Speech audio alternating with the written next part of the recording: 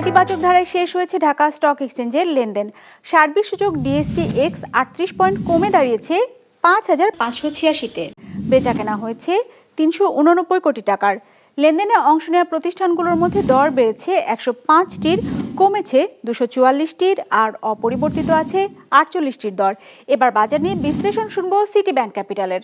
Dhaka stock এক্সচেঞ্জের সার্বিক সূচক ডিএসসিএক্স ইন্ডেক্স গত দিনের চেয়ে ৩৮ পয়েন্ট কমে গিয়ে ৫,৫৮৬-তে এসে অবস্থান করছে।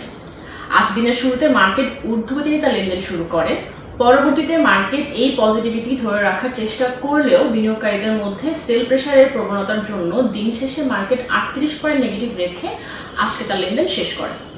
আজ মার্কেটের লেনদেনরত কোম্পানিগুলোর মধ্যে শেয়ার মূল্য বেড়েছে ১০৫টি, কমেছে ২৪৪টি এবং অপরিবর্তিত ছিল ৪৮টি কোম্পানির শেয়ার মূল্য। মার্কেটে আজ টোটাল টার্নওভার ছিল ৩৯০ কোটি টাকা।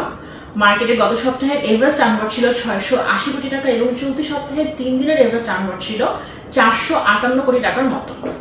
আজকে সবচেয়ে বেশি লেনদেন হয়েছে ইসলামী ব্যাংকের। আজকে এদের প্রায় ১৮ কোটি টাকার মতো লেনদেন হয়েছে এবং দ্বিতীয় ছিল গ্রামীণ ফোন। ইন্ডেক্স কমার জন্য আজ বেশি কন্ট্রিবিউশন রেখেছে Walton hi-tech industrial limited. Gainer লিস্টে প্রথমে পাচ্ছি রূপালী লাইফ ইন্স্যুরেন্স এবং দ্বিতীয়তে পাচ্ছি আফতাব অটো।